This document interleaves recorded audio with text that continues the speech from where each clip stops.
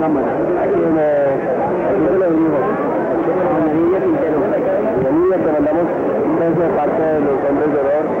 Felices que nos hayas invitado y que sirvan que estemos aquí para tu país. Un beso muy grande.